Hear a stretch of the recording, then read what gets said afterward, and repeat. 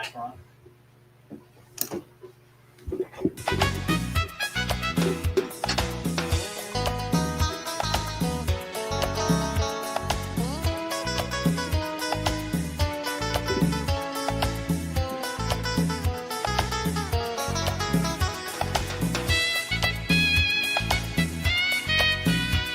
Guyana is my country, the country I am proud of, and also a land where people share their love. Guyana is my country, the country I am proud of, and also a land where people share their love.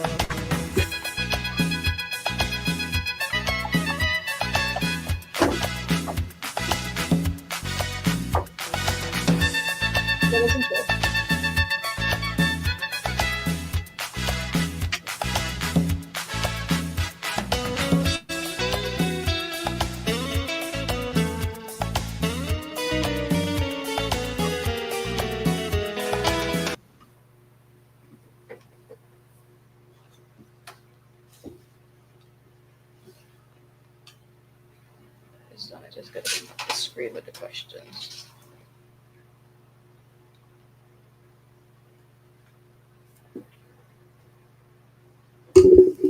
Good evening, and hey, welcome to our segment of the Guyana Elections Forum 2025. I'm yours truly, Shanaz Hussein from the SMS Network. That's right, guys. This is our third segment. I'm your host and moderator this evening. Joining our panel this evening is Mr. Grant Lawley and Mr. Ashok Ramsaran and Mr. Mahendra Hariraj. Not forgetting Mr. Joe Yusuf, who has been here from the beginning of this forum. Well, Mr. Grant Lawley is an attorney here in New York with the law firm of Lawley and Messier Associates. He is also the publisher, I like publisher, of the North Shore Leader newspaper. I will ask Mr. Lawley to tell us a little bit more about his background. So, guys, welcome to the Guyana Election Forum 2025. Let me thank you for being here with our first two programs. This is our third, and we have a few more to go. So, Mr. Grant, tell us a little bit more about yourself. Shanaz, it's wonderful to be here tonight, and thank you for having me here.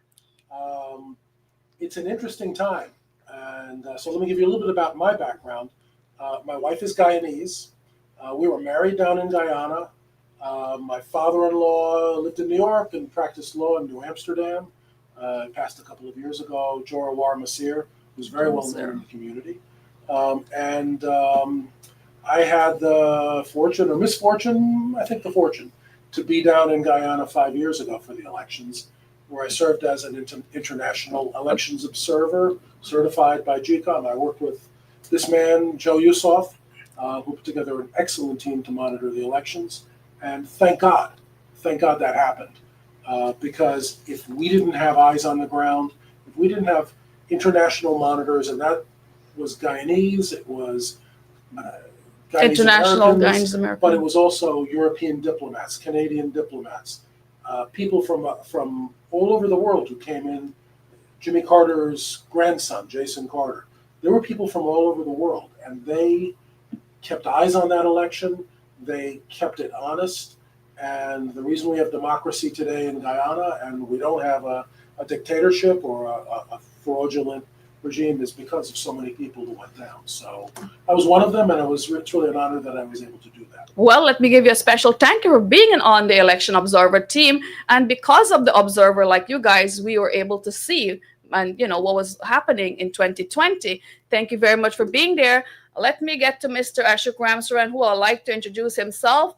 I know Mr. Ashok is very well known in our community. He is very popular as well, and I know a little bit more about him. So, Mr. Ashok, please go ahead. Mr. Ashok holds many civic positions in our community as well. He is a former president of GoPio, and I've seen him on so many newspapers making headlines associated with too many to mention. He has been very active in the Indian diaspora. So I'll now ask Mr. Ashok Ramsaran to tell us some more about himself. Thank you for inviting me, Joe. And I'm happy to be here. I left Guyana quite a long time ago, went to school here, and got involved in industry, worked as an engineer, and then built my own business, and got involved in the Indian diaspora. extending its outreach to all 22 countries where people like myself and you, descendants of Indian indentured laborers, were taken by the British.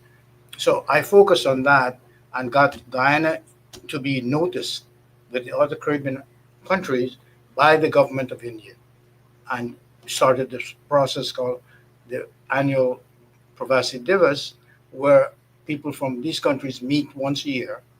And I was fortunate enough to be able to erect a monument in Calcutta, uh, commemorating their departure from 1834 until 1920. And I repeated that in Guyana as well as in Trinidad and Martinique. And recently I met with the Prime Minister of India in November when he was in Guyana for a one-to-one discussion where Shanaz was I there. was there, yes. It was a And, great event. and explained to him who we are. And he was very impressed. In fact, he acknowledged that I was one of the um, recipients of the Saman Award as one of 6 Guyanese to be recognized by the government of India. So my local interaction here, I'm very active in civic activities. I'm on the board of St. John's University, I was about to as bring that well up. as Some New York- hospitals. New York Presbyterian Hospital Community Advisory Council, and the Queensboro General Assembly. Now, all those SOPs, even before the final cross-checking is done by GCOM, has to be posted on a website, Okay. which was never done before.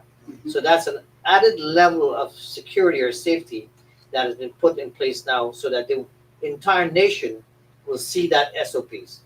Until the verification is done by GCOM, that SOP is now visible to everyone. It's put out by one source. Correct. GCOM So- has to put it on our website. Yes. But of course, after that, the verification process has to take place. That's when the declaration is made from that verification. What happened the last time was that the SOPs that GCOM was reading out of, from their fake SOPs, that they Keith Lowenfield and the rest of the gangsters made up, when they were doing it at the Ashman Plaza building, it was not matching the copies That that everybody the has. other representative had. And that is when all hell broke loose. But that was your intention anyway. Well, whether it was their intention or not, but it was a different era. This was not a time when they had the ballot boxes that they were taken to a central location and switching out the boxes and all that stuff. Here you are, technology is great, as Grant finally said a couple of minutes ago. Here are people with actual copies of the SOPs that they're supposed to have in their possession. And when you're reading it out, It doesn't. your copy of what you have in your hands, the numbers are different from the 8 or 9 other people that are sitting in the room. Yeah, if I may, Joe, Mr. Lal spoke about it. It takes an incredible amount of courage And planning. to try to convince the world and people who are observing that they are seeing something differently. And that is where, obviously, you said about a robust machinery that's existing or was in place. It's mind-boggling because the Attorney General at that point in time, Basil Williams, has said, what election fraud or what election inconsistency is that? We had a clean thing. And then when the tabulation went against them, obviously he switches course. So you had also allegations or claims about Russian involvement in this election of a paper trail SOP being published. And to that effect, to this day and time, we haven't seen the winning SOP from the APNU opposition. Well, every other party posted theirs except APNA. No.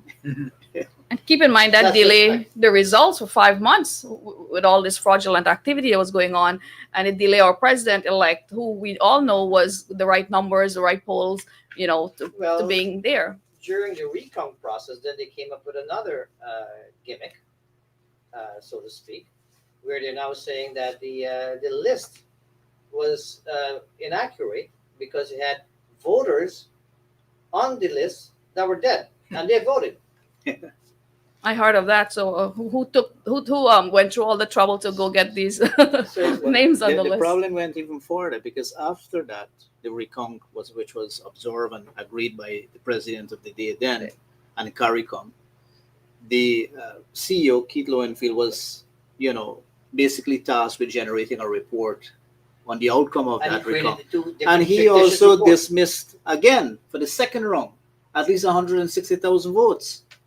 So this again shows the level of lengths they were willing to go. And again, as Well, Mr. Grant said, anything to War sow was doubt, watching. anything to sow doubt, even if it's a small percentage of people, that doubt carries across. And any only losers do that. The winners do not try to sow doubt. They don't need to fake any Exactly. results. They don't need to go through that length of fraudulent behavior. Well, seeing that we're on the question and discussion on legalities, our next question is specifically for Mr. Lally again. So, Mr. Lally, this question is for you. We will, and I do need your legal opinion. Knowing that there are U.S. sanctions against Mr. Azruddin Mohammed, what are your thoughts in terms of him being sanctioned by the United States of America and him running for the highest elected office in Guyana, knowing that he can potentially be arrested at any time by the legal entities of the United States of America? It's one of the most bizarre phenomena that I have seen is having someone who is under criminal charges for clearly smuggling and evading import taxes in Guyana by taking a $750,000 Lamborghini, and there's no doubt that's what it's worth. And I've looked those prices up independently, so yeah, that's what they cost. And declaring it to be Probably only, something like probably only declared one wheel. one wheel. One wheel of it. One wheel is But I mean, expensive too. 75,000. But I mean, this is blatant criminal activity. He's been charged. He's now a criminal defendant. But worse than that, he has been, maybe not worse, but equally bad. He's now been sanctioned by the U.S. Department of State and the United States Department of Treasury under the OFAC rules. He's been sanctioned. He's been banned. Anyone who deals with him will now also be sanctioned and be debanked and frozen. You have someone who's and the allegations contained in the U.S. charges are potentially easily criminal. So, I mean, it would seem like someone in his position should be more interested in speaking to his criminal attorney Rather than run and for preparing for Clearing his himself. his on days this. in court than trying to run around and pretend to be running for president. It's actually ridiculous. And I don't think anyone's falling for it. I have a comment, and that is, I'm not aware of all the criteria for elected office, but should not be one of the criteria that if you are Criminal record. criminal record, you should not qualify. Mr. Joe? The mere fact he was not convicted, Right. I think that is a defining factor. If he was convicted, then I think that is a whole different ball of wax. I see.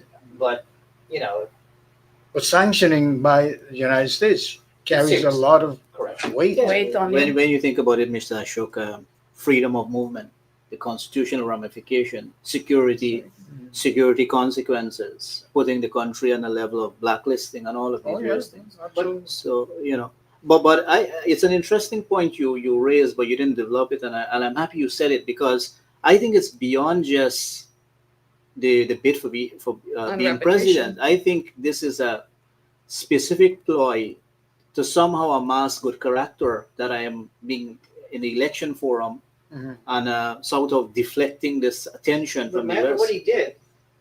Well, not cleverly. He's not clever by no means. He's now saying that he was sanctioned by the Guyana government, not the U.S. government. And he shouldn't have been there. And it was the Guyana government that went after him, and not the Not U.S. the government. US. But let me add something. And this has been already discussed on the floor of the United States Congress. Right. Congressman Jimenez from Miami, Miami. from Florida, is a federal congressman. I mean, he's raised the issue. I believe Secretary of State Marco Rubio has raised the issue that this isn't just about one smuggler, criminal running. This is an interference by a neighboring country, by Venezuela, an attempted interference in Guyana's democratic process. And Venezuela is a failed state. It's under a dictatorship, and under massive international sanctions. And what Mohammed and apparently his business group his father and his business group have done, is to evade international sanctions by smuggling gold and drugs out of Venezuela. So, that's very serious, and it's very much a threat. And I don't think it's going to be successful, but it's very much intended to be a threat and an attack on Guyana's democratic election. So, I think this has to be treated very seriously. I don't know what this man is doing.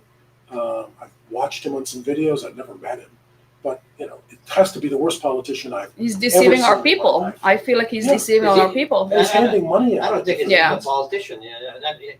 But it's I would, he's just he's a charged criminal. He's a right to be presumed innocent until Proving guilty. judged guilty. But it's a very bad thing, and it also shows you the bad intentions of Venezuela towards Guyana's Well, democracy. the fact that the U.S. sanctions someone means that they have gone through a very thorough investigation with a lot of credibility there. They wouldn't stick their neck out to sanction someone without any kind of merit Proof or and proof. invest. So this is serious, and how it's played out in Guyana and the election, and if it affects it, it can be troubling. Well, we have your legal opinion on that. If we had a medical opinion, I would say that maybe he's in denial of his charges, or he's not taking he's not taking his medication. right, or he's not taking responsibility for his actions. He can't claim that he did something wrong, so he can't accept his mistakes or what's wrong. Everything he's blaming the Guyana government for his ill outcome. But that's to gain attention. Right. And that's Because he's a nobody Right. without gaining some attention. And people on the fringe, they make outrageous accusations without merit to gain attention, to get people to listen to them. Yeah, he is highly impossible that he would ever be the president of Guyana. And I think his thing is that even if he gets a few seats and he goes into parliament, that he would somehow gain immunity. But I don't think, Brandon, you might have a better explanation than I think about. Right. But I don't think even if he becomes a parliamentarian, he's given immunity from anything at all. No, it wouldn't give him immunity, but I think what he's calculating is that it might give him power. Power. Right. That if in fact he gets a few seats in parliament and he has a few flunkies with him, that they could try to be power brokers if there's no majority in parliament. And that's why, look, it's important that, that there be a clean majority out of this election. It's important legitimate parties get the vote, not fringe people doing this for their own personal reasons. Well, the other thing Precisely. that we saw recently, which GCOM issued a statement that, and this was this past week, where the statements clearly stated that if anyone basically is buying votes, it's illegal. Okay, and which I think for some reason there might have been some complaint or whatever the case might be to GCOM for them to come Even out investigate with that kind of or- a statement. It's a very unusual statement, but it probably has to be some kind of information that is being circulated that prompted them to do that. And then right around that, we saw Norton jumped on the bandwagon defending, saying that if anyone is doing that, that they should be charged. Well, not too long ago, when Narendra Modi was chief minister of the state of Gujarat, he was denied a visa to the United States because of accusations against killing Muslims. And he was denied that visa, non grata, right?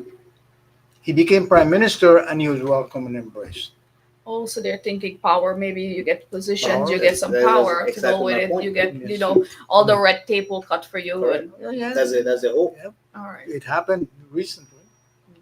And look, I've seen some of the news photos of him handing money out to people, which is grotesque. at his campaign meetings. And I have to I'll give Apnew credit and Norton credit for coming out and saying, no, this is not the way democracies function. So, give credit where it's due that Apnew was on the right side on this. And so, because you can't do that. I mean, that's just a cheapening and a degradation of democracy to have someone handing out and buying votes. What we saw recently is not because you're famous on social media and you get all the love from social media means it can get to your head that people love you. But if you get into office, are you allowed to be giving out money? Would his supporters expect him to be giving them a house and a car? Well, he's promising them the world right now. Whether that we deliver is a whole different ball wax. Yeah, but there's no guarantee that his incentivization will get him the votes. He's hoping that is the case, right? It's a momentary thing. Precisely. It's like hustling the hustler. Yes. That's really what's going on, right? But at the end of the day, the fundamental tenets of that is not acceptable in any democratic society. So that is like being a public speaker, or because social media is making you famous, is getting to your head. You're feeling this powerful. But deep down, there's some underlying reason why he's running. The sanctions and the possibility of criminal charges, investigation. So Personal gain. yeah, evading those Evading. things. Evading. He wants to try to. He's doing this to try to help build some power around himself. Wow. Well, continuing on the topic of Mr. Azruddin Mohammed, this past week we saw in the news that Mr. Azruddin Mohammed, who is running for office of the president, and supporters, we did answer that question. Well, money laundering, narcotics trafficking, just a few offenses that you may not know of, Mr. Ashok, that I'm not aware of all of them. Look at some of the words that we have it in black and white. What are your thoughts on these? Seeing that you didn't know about these, there it is. We have the news. We're following it up briefly in Guyana. All right, this one is an open question, but I'm sure you're familiar with the name. Mr. Aubrey Norton from the APNU has made the same allegation that the PPPC will attempt to rig the upcoming election. And in the same party, the APNU, AFC, and the PNC blatantly attempt to rig the last election, which was witnessed by both local and international observers. This is some nerve, and I know you were there. A lot of guts to be so barefaced, to even trying to turn a table around, accusing, you're wrong, and you're trying to say, no, I'm not wrong. You are wrong. They're trying to turn the table around, saying that the PPP were rigging the elections. Mind you, Norton supposedly rigged his own internal party voting at their Congress to become the leader of his party. What are your thoughts on Mr. Norton and his party now playing the victim? And just to remind our viewers out there that 28 years, the PNC was in power. They were rigging every election. So what are your thoughts, Mahendra? If I may, Mr. Norton speaks from a track record that doesn't embrace 28 years. From 1968 to the most recent of elections, their hallmark track record has been rigging elections. Much so, this is textbook deflection. Accuse your opposition or the opponent of doing something that you are guilty of doing. More interestingly, the world, as Mr. Lal has said, Mr. Ashok had said, witnessed a blatant attempt to steal the elections from the citizens of Guyana. So coming from Mr. Norton, who has already shown his approach to politics, where His track record. given he stole the Congress-based election to become leader of the PNC, speaks from a platform that is hallmark rigging of elections, to say that the PPP in some shape or form has any frame of thought to do this is absolutely ridiculous. Again, it's a deflection tactic. Yeah. Let's take the attention off of myself. Let's just Right, throw it on the exactly. opposite party. If you don't have strength, you look at the weakness of your adversary. And in this case, they're forgetting that they were the adversary at one time that promoted this type of rigging for years, for decades. But the PPP has so much strength and so much fairness going on with what it's doing that they can only accuse them of rigging, not its policies. Yeah. It's very important distinction. You Yeah. cannot attack the party on policies that it's doing for the benefit of the people in the country, but they can attack it on something that they were used to doing. All right, In so fact, let me just add to that, and I mean, I knew the people involved very well, but when Charandas Prasad, who was a former aide, Charan Das. but Charandas, whom I know, when Charandas said enough, I can't take this anymore, and he agreed to join in the vote of non-confidence, and so it was a 33-32 vote. The APNU government did such damage to itself by refusing to dissolve, refusing to accept. The speaker had accepted the vote, refusing to accept that, suing, and then going all the way to the Caribbean Court of Justice. And I'm an attorney. My mother is a judge, a Supreme Court judge here in New York. And if you stand in front of a judge and you say 33 is not a majority of 65, I mean, you think of all these Caribbean jurists who are well educated, who are have had excellent educations, who are and they're listening to this garbage. They lost this. This wasn't the collapse. The collapse of APNU in 2019, 2020, because of the stupidity of that litigation, and then the Keystone Cops' clumsy attempt to rig the elections. I mean, it destroyed the credibility. It's going to take a long time for APNU to try to rebuild its credibility, and they're not doing it. Well, the other thing is, Grant, is that the person who came up with that notion that 33 is not greater than 32 was Nigel Lewis. Yeah. And they took it and ran with it. And here is Nigel Hughes now, who is holier than holy than thou, now is the leader of the AFC, Right. running No. for office. Yep. So he is in the same boat of the crookery as Norton and the APNU, PNC, whatever name they're calling themselves, cabal. Yeah, well, Ms. Lal mentioned a very important point. But to add to this platform that Norton speaks from, he is not even willing to disabandon that track record, saying, "Well, I'm the new leader of the He's PNC," not. because it's in their pedigree of rig elections. Much less so, the former prime minister and mayor of Georgetown says, if you have to rig elections, do it That's right. to stay in power. So that is amazing. Hamilton Green. Right, just so- said that. Yeah. The platform from which he speaks or makes these allegations are just laughable. But it's the truth.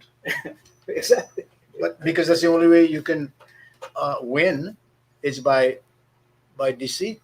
Correct. And sadly, they think in their mind that they can do that again with an administration who's riding so high on success. And you pointed out something very interesting, Venezuela, which is a government now by deceit. By deceit. The neighboring people in Guyana may be saying, "Hey, if they can do it, let's see if we can do something here too." It rubs off next. Who are we deceiving? It's the people. The people of Guyana. And if you were living in Guyana, how would you feel as a citizen in Guyana knowing that he is not telling the truth? He's looking us blatantly in our face and saying that he didn't rig the election. Well, it depends how much attention span the population has, and who is feeding them this media stuff, and how much you say dollars can be passed out in the street. And that's why it is so important for the Guyanese population to be reminded of what took place in 2020, and for them to not take things for granted and have a reoccurrence of that where they can lose all of their democratic rights. Look at Venezuela. I mean, right next door. Venezuela was pretty close to a paradise Yes. 30 years ago. Correct. I mean, tremendous oil production, tremendous prosperity, immigration from Europe, from other parts of South America. Americans were moving there. Guyanese were moving there. Guyanese were a lot of Guyanese. It was a successful country. Not perfect, a lot of inequality. There were problems, but it was a very successful country. Right. And they elect, and they did it. They elected a would-be authoritarian who then put in a dictatorship, and now it's only been 25 years. Not that long. Right. But 25 years later, they destroyed the place. I mean, they steal everything. I mean, the oil production, Guyana's oil production is now considerably larger than Venezuela's Correct. oil production. And they have the largest reserves in the world. So Guyana went from zero to exceeding Venezuela's oil production. Venezuela's oil production is a third of what it was 30 years ago. But why? They steal everything, and then they sell it on the black market, and they put the money in their In the pocket. pockets. They're not interested in, if they can't steal the oil, they steal the pump. And you have a kleptocracy, a dictatorship. That can happen anywhere. I mean, in any country in the world, you have to protect your democracy, and you have to keep honest and good government in. And look, I think people in Guyana see it. I mean, I was down there a couple months ago, and rehabbing our houses down there, and as is everybody, which is wonderful. But it's you can see the improvements. You see Right. the roads being paved. You see the trenches being cleaned out and drainage. You don't have flooding anymore. I mean, let me wake up call. There's no more flooding. You don't have Georgetown flooding. You don't have. You have all these job opportunities opening up for our people. But just this, everything is just, you have highways. It is tremendous what's happening. And you go to some other petro countries in Yeah. the world. There we go to Angola or Nigeria. Nigeria. Less than, but you go to Angola. That's an oil-rich country. The people get nothing. Nothing. Absolutely nothing. And Guyana, I have to say, I give the PPP tremendous credit because they have invested in the infrastructure. But they've lifted all the boats, everyone up. And Yeah. that is why you see so many from the APNU, PNC, AFC have all left the party and joined the PPPC. Right. Correct. And what they have said very clearly, all those individuals, is that for the first time in a long time, they have a leader, which is Dr. Mohamed Irfan Ali, who is actually doing everything in his power and his government that is for the people. But Fairly equitable and across all lines, whether race, religion, or whatever the case might be. exactly. Fundamentally, the PPP started out as a party for the people, Right. everyone. And it has maintained that position as its portfolio forever. Right. A party forever, beyond ethnic or racial division. And then some of the crossovers, and I have to give them credit, to be very honest with you, to be able to wake up and smell the coffee and say, you know what, let's join a party that is For the doing people. what is necessary for the people. Yeah, I agree. Free education. Look, I saw you around the corner from our house in New Amsterdam. Yeah. A couple months ago. Dr. Irfan Ali was there, the president giving a speech. Several members of the cabinet. It was a nice rally for the PPP.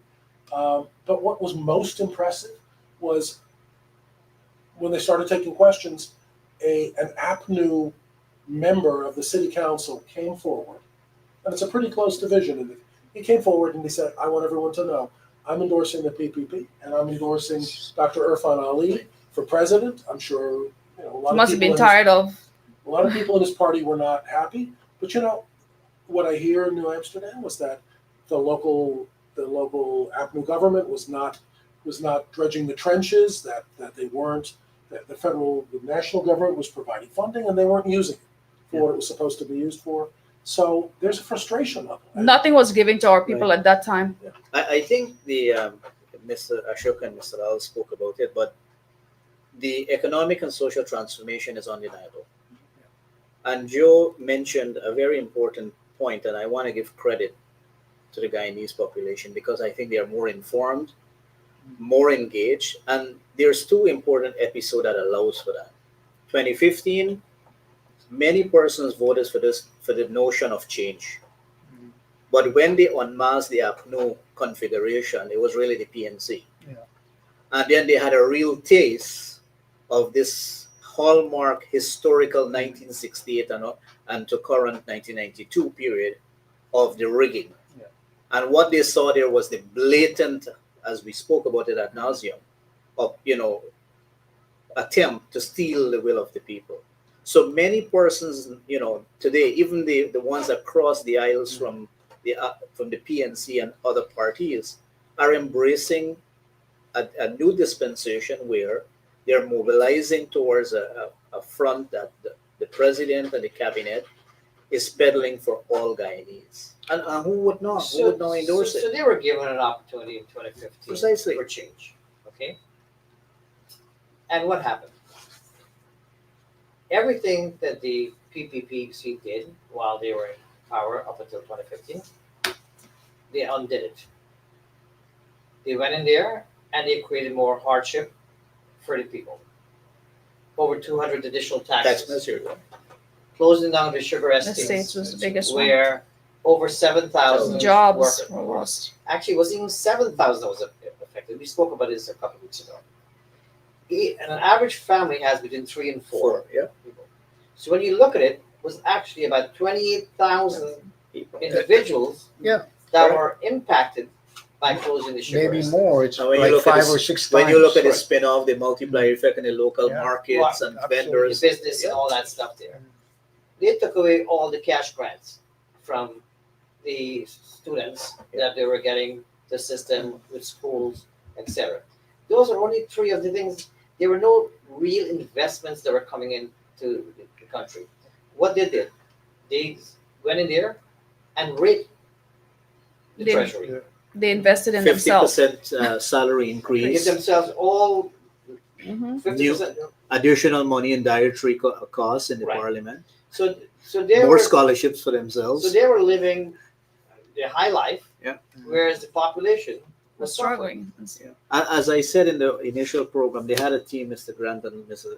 Ashok, the good life, but they didn't define who the good life was for. That was the important flaw. I just want to make one reference. The 1963-64, there was a lot of external influence by the United States and by UK to overthrow the PPP legitimate government. But now it's all internal. I don't see any external influence. So the fighting is among people themselves about what they stand for or what they believe they can fool the people with. It's not any external factors anymore. So it's like mano to mano. That is one of the highest office to represent our people. You're doing good for our people. And I do believe that our current office, or our president, the PPP party, has delivered more on their manifesto. We have free education, better healthcare, so many new hospitals. I mean, I'm a foreigner and I could see the progress and the There's a- development in Guyana. If I may add to that, there's so much respect for Guyana right now. Addressing this question right now. There's so much respect for Guyana overseas. Everywhere, the name Guyana is known everywhere now Right. Yes. with respect. Yeah. When you say I'm from Guyana, it's way a lot, You know, when you take a flight to Ghana, when you travel as much as I do, all the flights are full. Yes. The hotels are Above fully them. booked. Yeah. You go there, and you have social media fanatics. When you go on the ground there in Guyana, just the atmosphere, the peace of mind, people interacting with each other is nothing that what you would see on social media that some people hype up about. Don't get me wrong. Every place has poverty. Every place has families that go through difficulties. But as a whole, people are better off today That they were 5 than they years were ago. under the APNU AFC regime. Great. You can see it. You can see it on the ground. Yeah. It's You undeniable. hear it when you talk to people. Right. There's just so much going on, and there's Yeah. opportunity, and people are thinking about opportunity and thinking about doing things. You have a president and a vice president and a prime minister and a cabinet that are so accessible. They're for the people. You know, You see them in they're- villages going out. Even when it's not campaign time, They're they're out. still out there listening to what the people needs are. I'm sure you guys saw this. Go ahead. I'm sorry. When our president reprimanded his, all his officers he said, I send you out there to hear what the people need. Come back and let's make a difference, right? All these ministers, they were highly accountable for various Because departments. he leads by example. Right. He goes out there on the front line and look at projects, look at things that needs to be done. He goes out there himself. He listens to the people. Not only listens, he addresses their issues and problems quite frequently, right on the spot, right there. And I've gone to many, same thing that Grant was alluding to before.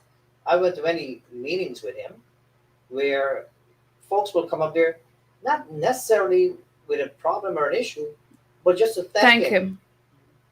for And to what- take a picture because Right. he is such a loving president. He makes a difference. He So, makes you want to be you out know, there. When you look at the Granger era, does anyone ever had a picture of a Granger going in the community and having meetings and talking to the people or anything like that?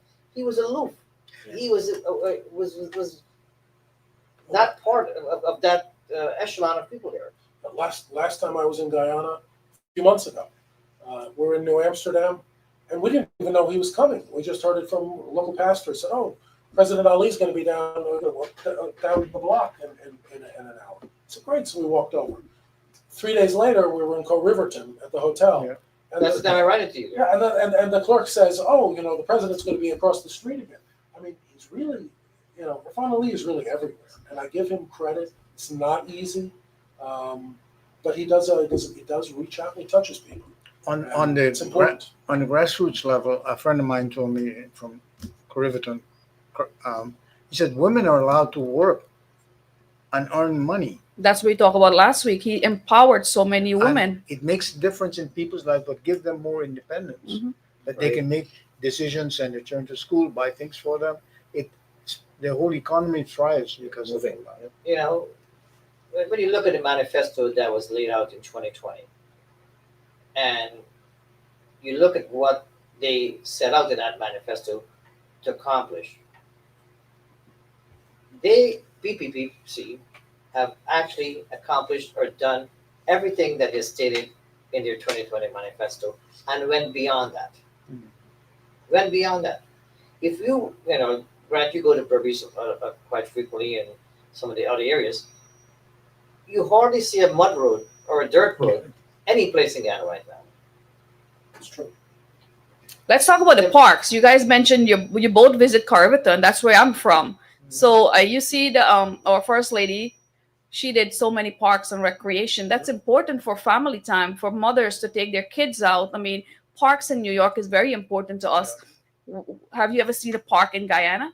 Well, Lamaha project is Right. one of the biggest things that's happening, and she's the one taking control of that. Right. A friend of mine from UK is a Guyanese, David Debiden, is doing some of the work for posting some of the paintings of famous Indian Guyanese artists that he can obtain from the place and put them up there. So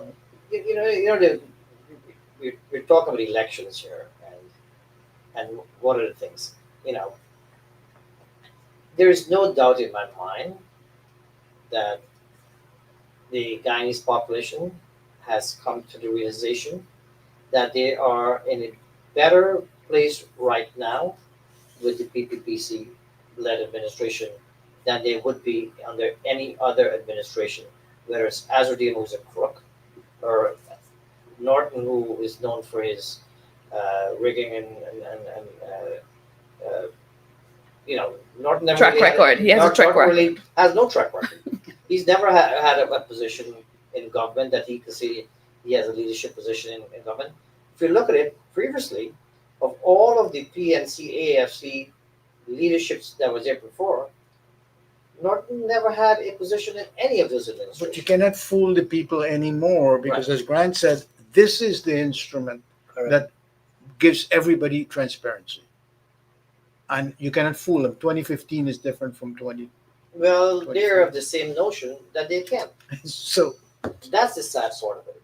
But Joe, you made an interesting point. I'm not sure if my information is up to date, but even on the PNC side, I haven't seen any public endorsements from the stalwarts in the PNC of Aubrey Norton.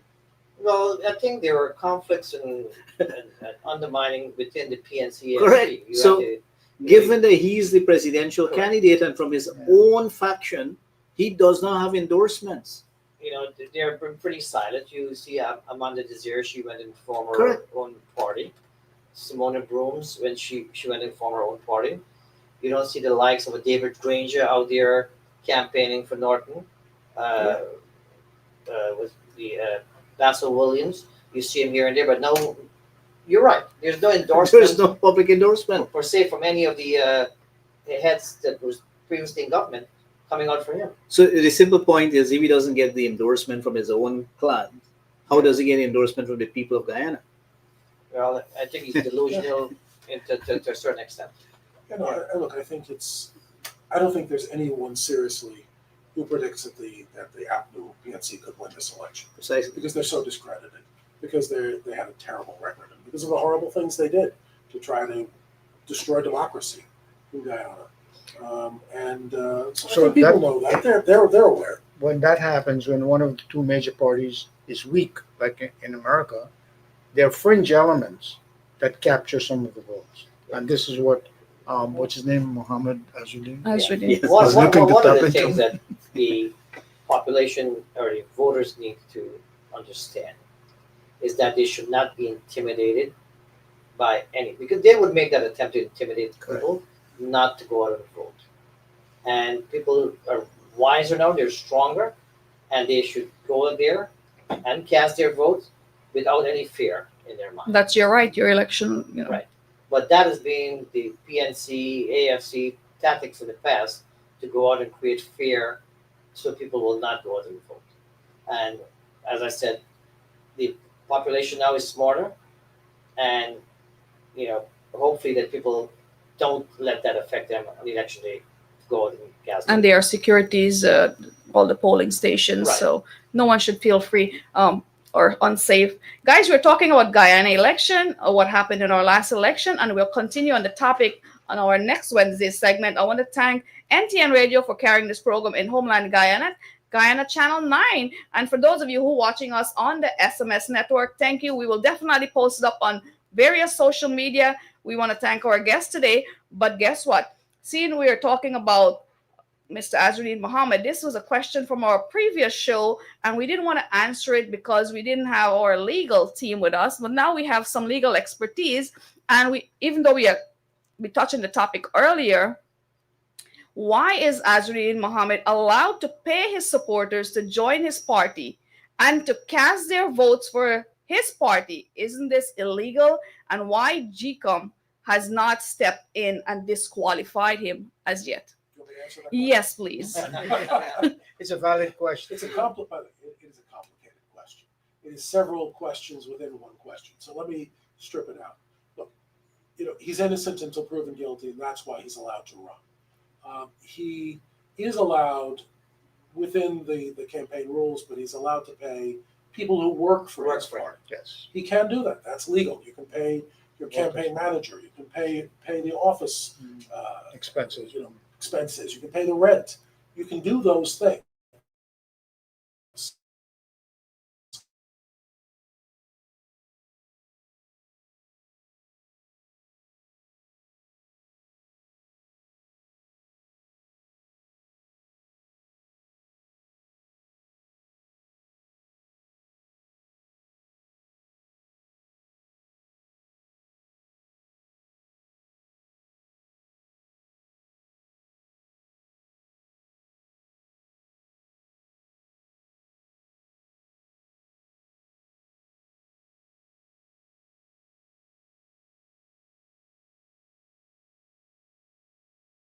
Yes, in order for them anything to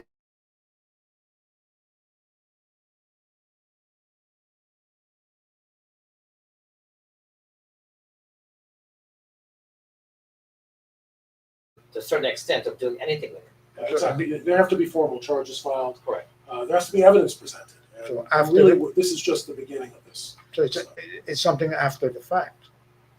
It could be after the elections, and then what happens then?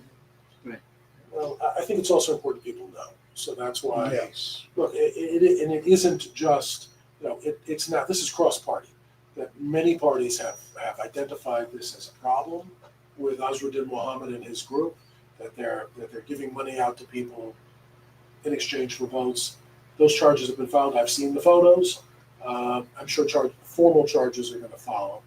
And I mean, he already has a lot of problems. This is just one more now that looks like Adding to his it's plate. coming down there. Well, I'm so glad you're here to answer our questions today. This is from our previous show. Why is Mr. Aubrey Norton and the PNC APNU does not list what they have done to better the life of Guyanese when they were in power? Do they have any accomplishments or project to show the voters? We did talk about this, but remember, question is from last week's topic. Their only accomplishment is building government park, and it's falling apart. And the funding themselves, self-funding. You know, they don't have a track record. So it's very simple and straightforward. They don't have a track record. There is absolutely no tangible project or policy that they can turn to in their entire tenureship of government, which Taxation. was rigged, that they can point to as an accomplishment. If they had, they would have broadcasted. Correct. You know, It would have been the basis for debate and Yeah. constructive Right. dialogue. Exactly. but on the other hand, the PPP, if that question was posed to the PPP, the list is unlimited. We'll be talking You know, for a week. If you go from the Demerara Bridge, the free tolls that are just implemented across from the Wismar Bridge to the Berbice Bridge, Demerara Bridge, free. The subsidy for the oil, gas, Free university education. free Cash grants. Restoring the Old age because we care pension. grant. Okay, right. You know, the marital Hospitals, all the new hospitals that are being built, schools, the new schools, the new police stations that are the being replaced. CXC exams that are being paid for. So Instant communication among the people. right.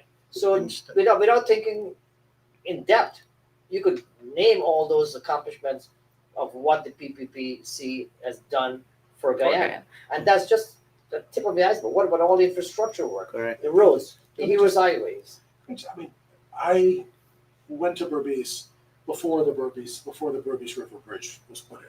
I had to wait hours To go for. You gotta for that cross. ferry, and then be jammed in the ferry with the most bizarre set of characters you can imagine. I mean, it was a very hard crossing. People sleep overnight. on Yes. it. It was Waiting. building that bridge, building the bridge across the Berbice River, connected the quarantine and Berbice to the rest of the country. I mean, it was a profound change.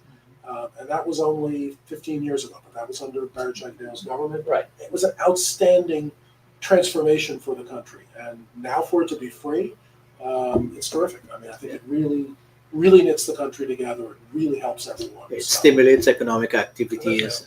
Traveling easy. It was even more damning when I heard the APNU Norton and his folks talking the other day that why building roads? Give them boats. Yeah. Why we don't need all these roads? Land of many waters. I'll maybe use a line from the Minister of Public Works, the Bishop. Yeah. He said, APNU personnel will walk in the roads that PPP has built and say to you, PPP has done nothing, absolutely nothing for you. That is the level of hypocrisy that they can stoop to. That brings us to our next question. Why are there no public debates for all the presidential candidates to participate in a face-to-face so the voters could question them directly on their accomplishments, on their progress? Very good question. Could you imagine putting up an Aubrey Norton and an Azrin Mohammed to air finale?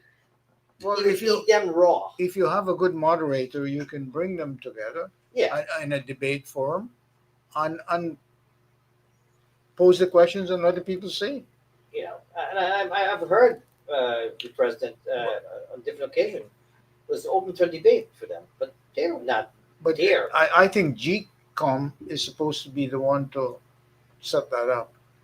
I don't think does anyone remember in history if there were any public debates with presidential candidates? Well, No. that's a good That is not suggestion. it, So, we could definitely have so many TV channels in Guyana do a table talk like we're doing and discuss their progress and their manifesto, what their plans are. You have I mean- some rules on the debate. And But Right. it's a good thing, and I think it's a good idea, a good suggestion. If it would happen, it would give voters and people an opportunity to ask direct questions to the people who are running for the highest office in the land, just like they do right in the United States. Although in the U.S. it's not as much as it used to be. Right. Okay. So, It's or other places have it, but I think it's a darn good question, and They should definitely. We should help to organize that because it's important for the people to know what's going on and what the plan is for any party that's going in there. This is the highest office of the president. You're not just running an office; you're running an entire country, country that is so well recognized right now. And everyone wants to go to Guyana. Where's your next vacation? They're going to Guyana to see what Guyana is all about because the president is for the people. Well, the number of hotels I hear going up means that there's a lot of visitor traffic. Yeah. Yeah. Yeah. That means that there's ease and comfort in going. And safety. And safety. You weren't feeling safe a few years ago going to Guyana. Now you're safe. and everyone's going. I mean, one of the strangest things.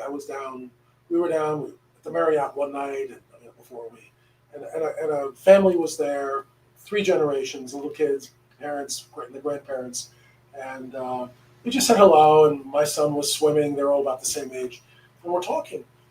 They actually live across the street from a house my mother has in Garden City. Yeah. I mean, it's like, oh, you're from that house. I mean, but everyone who's Guyanese wants to go back and take a look and see. And it's great for Guyana because so many people who have done things here in the U.S. have acquired skills and talents and professional degrees and engineering. They all want to go back. And Guyana welcomes them. And there's Right. so much pride, whether you're living in Toronto or London or New York or Schenectady. As a Guyanese, there's so much pride people take when the name is splashed anywhere. An increase in national pride. And there's a lot of benefits also for returning residents. So guys, if you're out there thinking to visit Guyana or moving back, well, you are welcome. I'm there almost every other month because that's my home away from home. Enjoying all the perks and all the beautification and everything else that homeland Guyana has to offer. Well, guys, that brings us to the end of our program tonight. Time fly when you're having fun and listening to some great ideas and great discussion with all you wonderful folks. I look forward to seeing you here next Wednesday. If you guys would like to hear a particular topic, shoot it. And if you have a question, reach out to us and we'll definitely address it as we did. You're watching us on the NTN network, Channel 9 in Guyana, and not forgetting my network, the SMS network. It will be posted on social media. I want to thank Mr. Joe Yusuf, Mr. Grant, Mr. Ashok, and Mr. Mahendra for stopping by and make our conversation so easy. I'm so glad you were here today to answer our questions from our previous show. Bring our professionalism and a little bit more direct in depth. So thank you guys out there. Do join us next Wednesday, 8 p.m. for the Guyana Elections Forum 2025. And let's recap. Know your candidate, know who's running, and remember, go do a background check to see what they acquire, what they have done for you. Remember, they're taking the office, they're running for office. The office should be benefiting our people, not themselves. Until next time, take care of yourself and each other. God bless.